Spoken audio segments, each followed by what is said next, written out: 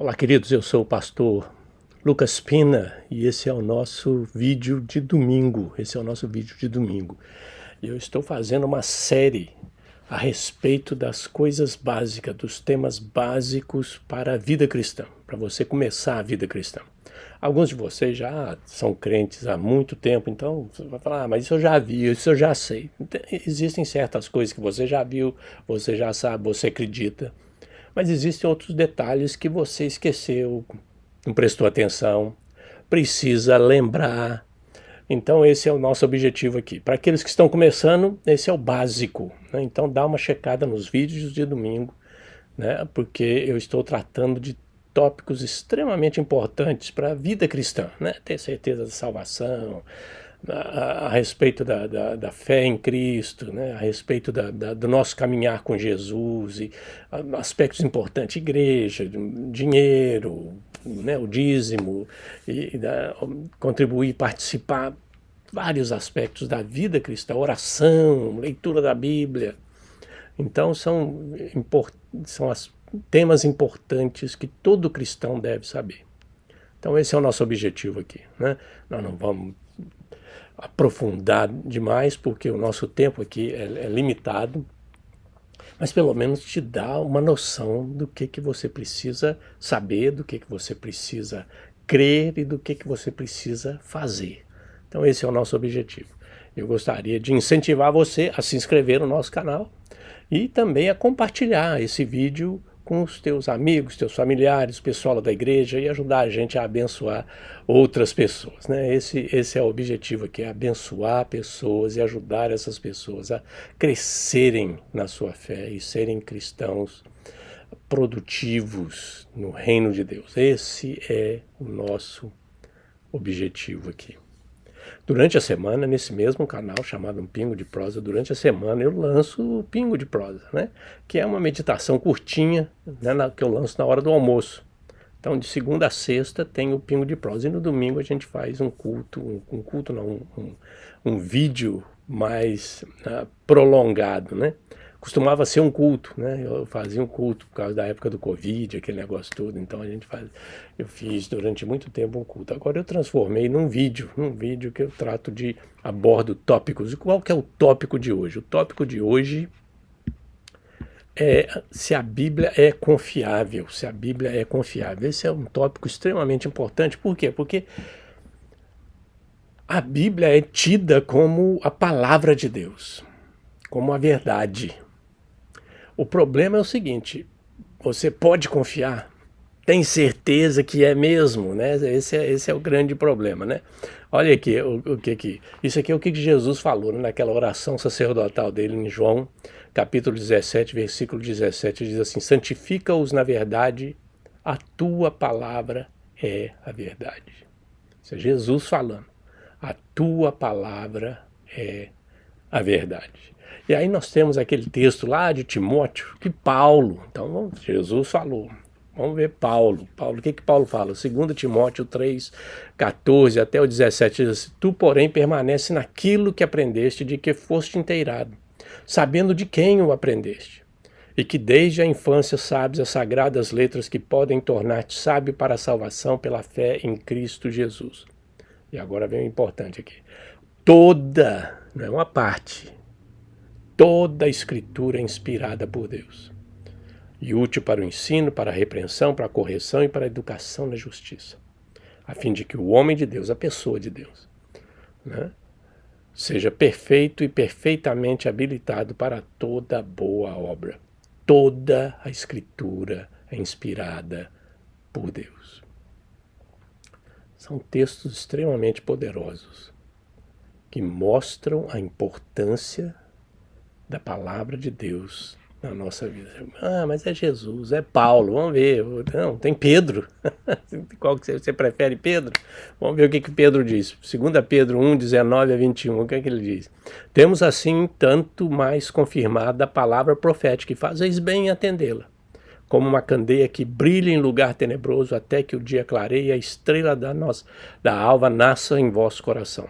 Sabendo primeiramente isto, que nenhuma profecia da Escritura provém de particular elucidação.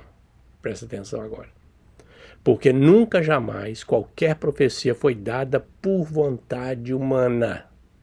Entretanto, homens santos falaram da parte de Deus, movidos pelo Espírito Santo. A palavra de Deus. E há tanta controvérsia com respeito à palavra de Deus. Esse é um dos grandes problemas, porque aí a turma começa a dar profetada, como diz a turma, né? O pessoal começa a inventar coisa que não é de Deus. O que Deus tinha para falar conosco, ele falou através das Escrituras, da Bíblia. E a Bíblia é confiável? Sim, a Bíblia é confiável. Vamos dar uma olhada na confiabilidade da Bíblia. A arqueologia tem provado isso, que você pode confiar na Bíblia. Olha só, olha isso aqui que tem. Muitos achados arqueológicos confirmaram a precisão da Bíblia. Por exemplo, os estudiosos rejeitaram a descrição bíblica da nação hitita, ou Eteia, eu não sei, né? É uma dessas aí, né? Porque em português fala os heteus, né? Em inglês fala Hittite. Então, fica o sotaque, depende do sotaque da pessoa, mas a nação, eles falam, não, isso aí eles eram ficção, né? Não tem evidência que esse povo existiu. Não tem evidência que esse povo existiu. Olha o que está lá em Josué 1:1 e até o 4. Diz assim: sucedeu depois da morte de Moisés, servo do Senhor, que este falou a Josué, filho de Num, servidor de Moisés, dizendo: Moisés, meu servo, é morto. Dispõe-te agora, passa este Jordão, tu e todo o povo, à terra que eu dou aos filhos de Israel. Todo lugar que pisar a planta do vosso pé, vô-lo tenho dado, como eu prometi a Moisés. Desde o deserto e o Líbano até o grande rio, o rio Eufrates, toda a terra dos heteus, desses heteus aqui, toda a terra dos heteus e até o mar grande, para o poente do sol, será vosso limite. Deus limitando a terra para Josué. Falou, essa terra toda para você, essa terra é a terra dos heteus. A antiga capital hitita foi descoberta ao leste de Ankara, Turquia. O domínio hitita estendeu-se até a Síria. E olha, até muito tempo, até um pouco tempo atrás, estou falando assim, talvez, né, no século passado, já que a gente já está em 2000, muitos estudiosos duvidavam que esse povo tinha existido. Eles falaram, tá vendo, a Bíblia não é verdadeira. Porque Deus fala para Josué de um povo que nunca existiu. O Josué inventou essa história da conquista, do povo que estava lá, aquele negócio todo. Então, o pessoal escreveu livros a respeito disso, combatendo a Bíblia, que a Bíblia não era verdade, porque Josué inventou um povo que não existia. Aí, de repente, vem a arqueologia e encontra a capital, encontra os artefatos, olha os artefatos aí, encontra os artefatos hitita, que negócio, eu falei, meu Deus, esse povo existiu mesmo? Oh, e agora? O que faz com os livros? Teve gente que foi para seminário, teve gente que foi para faculdade, para universidade, estudou, fez doutorado, escreveu um livro sobre isso. E agora o que faz com o livro? Taca fogo, serve só para jogar na lareira, fazer churrasco. Porque não presta para mais nada. O cara perdeu a vida debatendo uma coisa. Mas a Bíblia tinha razão. A Bíblia tem razão. Então é extremamente importante a gente entender isso. É importante a gente entender isso. Aqui a arqueologia está provando isso. Está provando isso. Olha só, vamos ver outra. As descrições bíblicas de cidades, governantes e batalhas coincidem com outros registros históricos. Isso é importante. Por exemplo, um cilindro de argila encontrado na antiga Babilônia, datado de 539 a.C., fala do decreto do rei persa Ciro para permitir que os cativos retornassem às suas terras. Ciro enviou os judeus de volta à sua terra natal após anos de exílio, como Isaías profetizou. Você encontra essa história no 2 Crônicas 36, 23, no livro de Esdras, e o profeta Isaías 44, 28, que profetizou. Muitos estudiosos, doutores, especialistas na história de Israel e tal, falavam Isaías, isso é invenção, né? Isaías inventou essa história. O livro de Crônicas o cara escreveu depois que aconteceu. Não, isso aí é tudo invenção. Nada disso aconteceu, né? Olha o que Crônicas diz. Assim diz Ciro, rei da Pérsia: o Senhor Deus dos céus me deu todos os reinos da terra e me encarregou de lhe edificar uma casa em Jerusalém, que está em Judá. Quem dentre vós e de todo o seu povo que suba, e o Senhor seu Deus seja com ele. E aí a famosa profecia de Isaías 44, 28. Que digo de Ciro, Deus falando: ele é meu pastor e cumprirá tudo o que me apraz. Deus falando que o rei Ciro era pastor dele e ia fazer tudo que ele queria, que Deus queria. Que digo também de Jerusalém: será edificado, e do templo será fundado. Até, quando o pessoal lia esses textos aqui de 2 Crônicas e de Isaías, não, isso aí não existe, isso aí não é possível, isso aí não aconteceu, não é história. O pessoal inventou essa história para exaltar o povo de Israel, exaltar Deus, aquele negócio todo, ajudar, né? Ajudar Deus, uma coisa que Deus precisa de ajuda, aquele negócio todo. Isso aí não é de verdade. Até que eles descobriram isso aí, esse cilindro, né? Esse cilindro de argila encontrado na antiga Babilônia, né? Encontrado na antiga Babilônia. E aí quebra tudo. Como é que vai ficar? Como é que vai ficar isso? Porque agora não é o povo Israel inventando a história. Agora é o cilindro babilônico contando a história do lado deles, dizendo, não, aconteceu mesmo, o Ciro mandou os judeus de volta para construir um templo. E agora? Como é que fica? Fica que a Bíblia continua com razão. A Bíblia continua com razão. Então é extremamente importante a gente entender isso. A exatidão, outra coisa que prova é a exatidão da Bíblia. Olha só o que diz. Antes da imprensa, os escribas especiais, né, escribas especiais copiavam os textos bíblicos à mão com um intricado sistema de verificação. O pessoal tinha um sistema de verificação. E eles copiavam aquilo e faziam o sistema de verificação. Tudo certinho para se batia, não batia. O texto da Bíblia é mais bem preservado do que os escritos de Platão e Aristóteles. Só para você ter uma ideia, só do Novo Testamento existem mais de 5.000, quase 6.000 manuscritos do Novo Testamento. É algo extraordinário, né? As descobertas como do manuscrito Mar Morto, né? Em 1947, um menino, pastor, jogando pedra, brincando e tal, cuidando, caçando as ovelhas dele, entra na caverna lá no Mar Morto.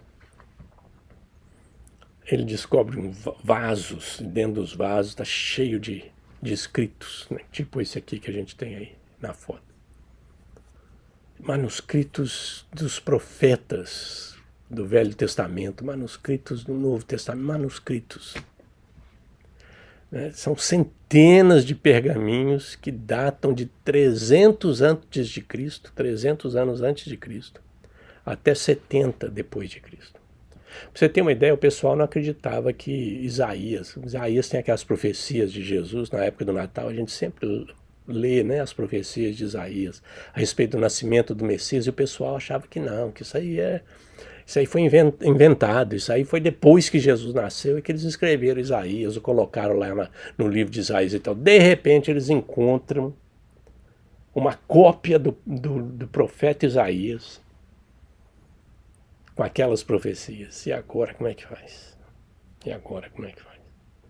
Muitos contêm partes do Antigo Testamento que são extremamente semelhantes a outros manuscritos do Antigo Testamento, demonstrando que as Escrituras foram copiadas com precisão ao longo dos séculos, Deixa eu te dar uma ideia aqui.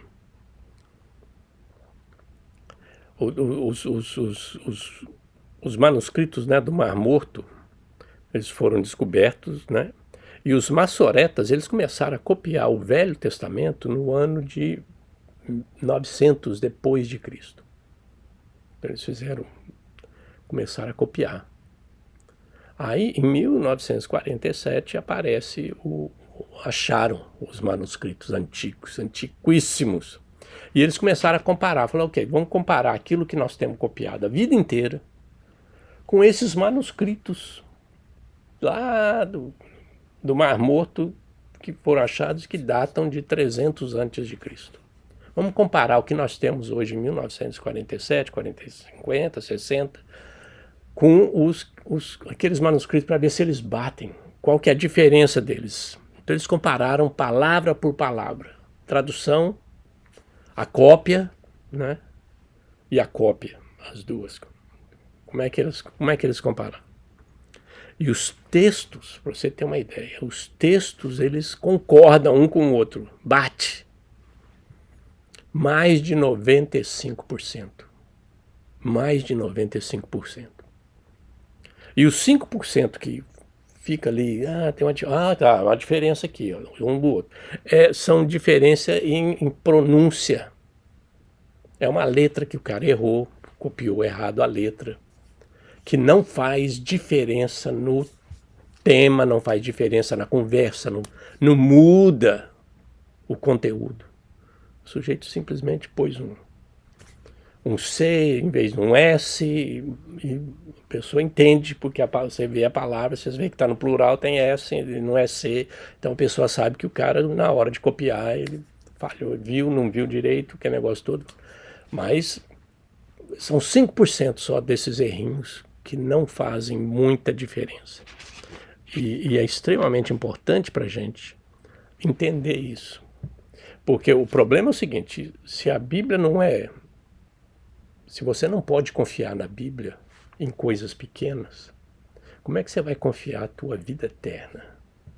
Como é que você vai confiar nas coisas grandes? E esse é o ponto aqui, é o ponto de ter certeza que a Bíblia é confiável. Se a Bíblia fala aquilo a respeito da vida, do povo, da história, quando ela falar de salvação, de vida eterna, de perdão, de santificação, você pode confiar. Tem que fazer isso mesmo. Tem que fazer isso mesmo. Então esse é o tema importante desse tópico de hoje. E tudo acaba com respeito às Escrituras. Nesse texto aqui, Hebreus 4:2. Olha o que o autor diz. Porque também a nós foram anunciadas as boas novas, como se deu com eles. Mas a palavra que ouviram não lhes aproveitou, visto não ter sido acompanhada pela fé naqueles que a ouviram. No fundo, querido,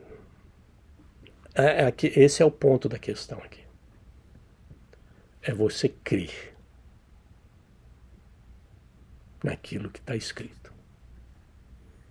É você exercitar a fé. É você colocar a sua fé, confiar que Deus escreveu aquilo. Escreveu para você, escreveu para nós, para a sua igreja. E é Deus falando. Senão nada aproveita. Nada aproveita. Se não for acompanhada de fé, né, Deus pode falar, como falou. Olha, tantos, né, eu fico pensando quantos estudiosos perderam a vida inteira combatendo a Bíblia, para depois uma descoberta arqueológica estragar tudo, derrubar tudo. Deus é Deus e Ele decidiu se comunicar conosco através das Escrituras e através do seu Filho, Jesus. E nós temos as Escrituras estão completas, tudo que Deus queria falar conosco. Ele escreveu e falou. O problema agora está do nosso lado em acreditar que aquilo é Deus que está falando. Quando você abre as Escrituras, Deus vai falar e o Espírito Santo vai te ajudar a entender, a crer e a praticar aquilo que as Escrituras estão pedindo para você fazer, para você crer, para você saber. Então, é um trabalho combinado de Deus, do Filho e do Espírito Santo na nossa vida, junto com a palavra, nos habilitando, nos capacitando a entender, a aceitar, a crer e a praticar. A Bíblia é confiável? Sim, a Bíblia é confiável. Você pode confiar na Bíblia. Se ela falou, se está escrito, você pode colocar sua fé nela. Nós temos problemas com as traduções, são dificuldades que a gente vai enfrentar. Que Deus nos dê graça. E cada vez mais as traduções estão ficando melhor. Graças a Deus. Mas o que está escrito ali, para a nossa salvação, para a nossa vida, a respeito do universo, a respeito de Deus, é confiável. Você pode confiar no que está escrito. Então, abra sua Bíblia, estude, leia, medite, pratique. E a gente tem mais um estudo. Semana que vem a gente volta. Não se esqueça, né, de se inscrever no nosso canal, de compartilhar esse vídeo com as pessoas que você conhece que precisam saber disso. Tá bom? Espero te ver durante a semana no nosso Pingo de Prosa, senão a gente se vê no final de semana. Grande abraço. Deus te abençoe.